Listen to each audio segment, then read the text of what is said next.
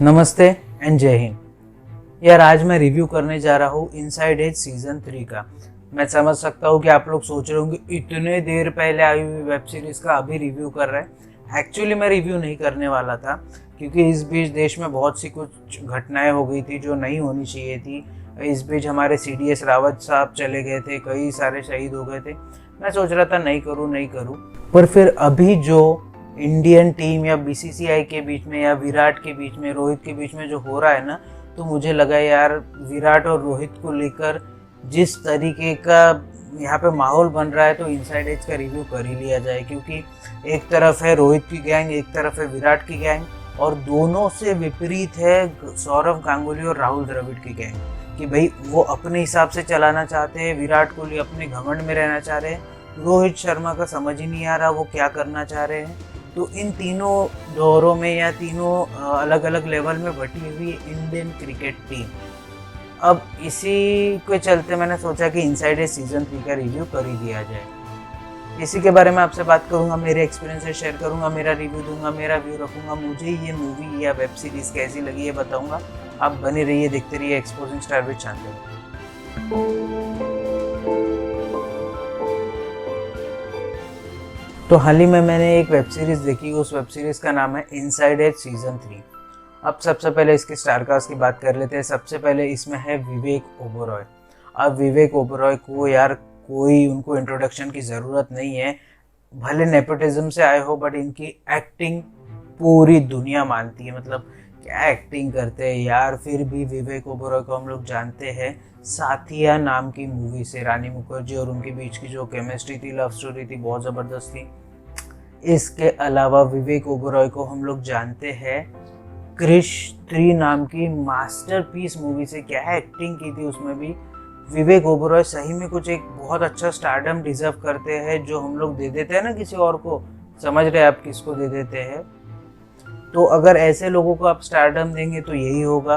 विवेक ओबरॉय, नवाजुद्दीन सिद्दीकी, मनोज बाजपेयी, ऐसे लोगों को जब तक स्टारडम नहीं मिलेगा तब तक बॉलीवुड उतना तरक्की नहीं कर पाएगा यार। हम लोग सिर्फ अगर ऐसे लोगों को स्टारडम देंगे, अभिषेक बच्चन, हम लोग ऐसे लोगों को स्टारडम देंगे जो जय दीक्षित का किरदार को छोटा कर देता है और अपने एरोगेंस में चलता है, धूम 3 की बात कर रहा हूँ मैं, तो ये गलत है यार। अभिषेक बच्चन भी स्टारडम डिजर्व करते हैं।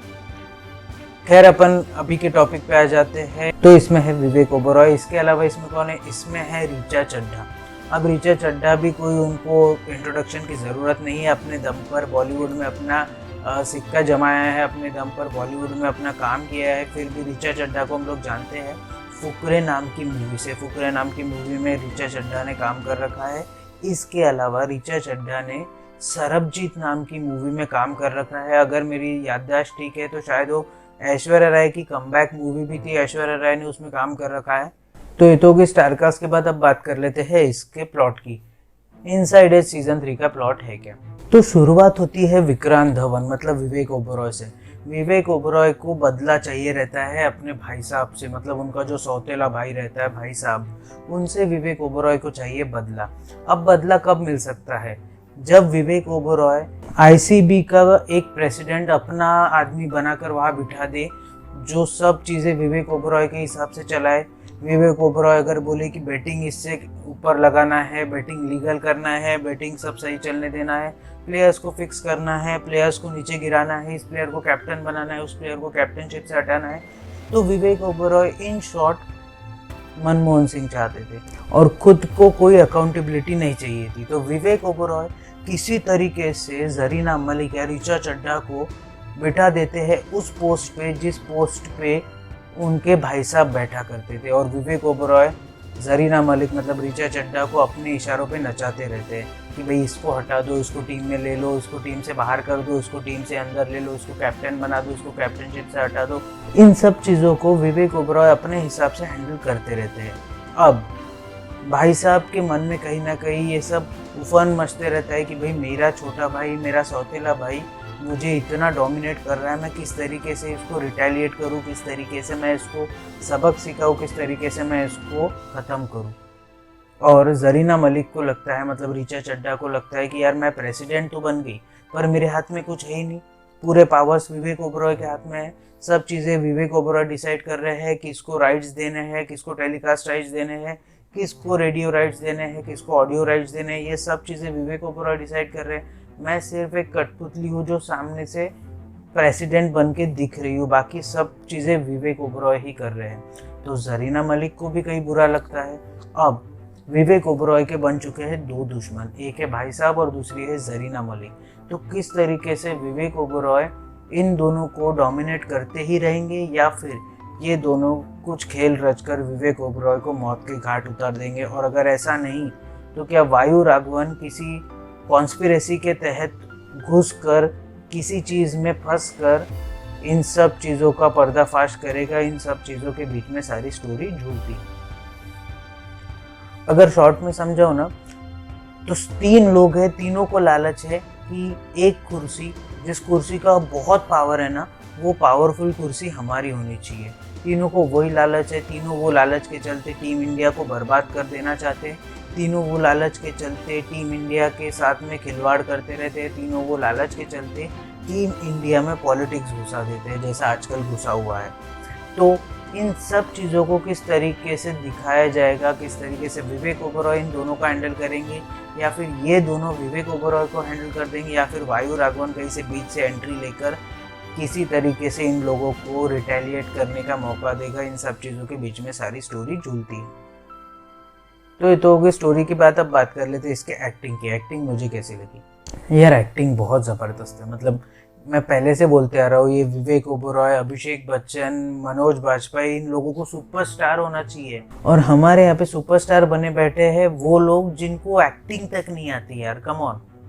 तो मेरे हिसाब से विवेक ओबरॉय, ऋचा चड्ढा, इनफैक्ट बहुत ज़बरदस्त एक्टिंग उन्होंने की है। एक्टिंग से मैं बहुत खुश हूँ। एक्टिंग सबकी अच्छी है। तो ये तो हो गई एक्टिंग की बात। अब बात कर लेते हैं इसकी स्टोरी की। स्टोरी मुझे कैसी लगी? फर्स्ट वाली बहुत ज़बरदस्त थी सीज़न। सेकेंड सीज़न उससे थोड़ा सा कम था। और थर्ड अभी बहुत ही भयंकर कम हो गया है। मतलब मेरे को उतना मज़ा नहीं आया, शायद आपको मज़ा आया हो, बट ना थर्ड में मेरे को बहुत स्लो लगी। ऐसा लगा कि स्टोरी आगे ही नहीं बढ़ रही, वही के वही रिवॉल्व होते जा रही है, वही के वही घूम रही है। तो एक पर्टिकुलर समय आने के बाद ऐसा लगता है कि मैं क्या कर रहा हूँ यार, क्यों देख रहा हूँ, क्या होना है आगे, कुछ समझ नहीं रहा आगे किसके साथ क्या हो रहा है, क्यों हो रहा है। कहीं पे स्टोरी फ्लैशबैक जा रही है, कहीं पे स्टोरी सामने आ जा रही है, प्रेजेंट फ्लैशबैक। इन सब चीज़ों के बीच में स्टोरी झूलने में आदमी का दिमाग थोड़ा सा ना कंफ्यूज हो जा रहा है और मेन स्टोरी से दिमाग हट सा जा रहा है। तो अभी वाली स्टोरी से मैं थोड़ा सा नाखुश हूँ। क्रिकेट को बहुत पीछे रख दिया गया है।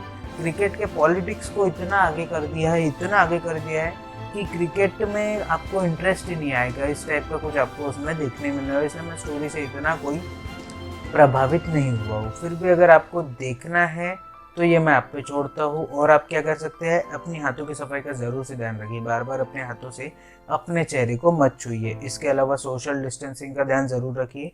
मतलब अपने में और अगले में कम से कम 10 से 12 फीट का अंतर रखिए। इसके अलावा भारत में बनी कोरोना वैक्सीन कई प्रक्रियाओं से गुजरने के बाद आप तक पहुंच रही है। तो जब भी आपकी बारी आए कोरोना वैक्सीन ज़रूर लगवाइए। इसके अलावा जब भी आप अपने घर से बाहर निकले अपने चेहरे को फेस मास्क से कवर करना ना भूलिए। इससे आप खुद की भी रक्षा कर पाएंगे और औरों की भी रक्षा कर पाएंगे। इसके अलावा अगर लाइफ में कभी आपको लो फील हो, कोविड की वजह से आपकी जॉब चली गई हो, आप पे इकोनॉमिक क्राइसिस आ गए हो, या कोई भी आपको प्रॉब्लम हो, तो इसके बारे में अपने घर वालों से बात कीजिए, जानने पहचानने वालों से बात कीजिए। डिप्रेशन में मत जाइए, डिप्रेशन को मार के इंडिया से भगाइए। और अगर मेरे पास में और भी कोई टॉपिक आता है तो उसके ऊपर मैं एक वीडियो बना दूंगा। तब तक के लिए अब बने रहिए, देखते रहिए एक्सपोजिंग स्टार विद शांतनु। जय हिंद।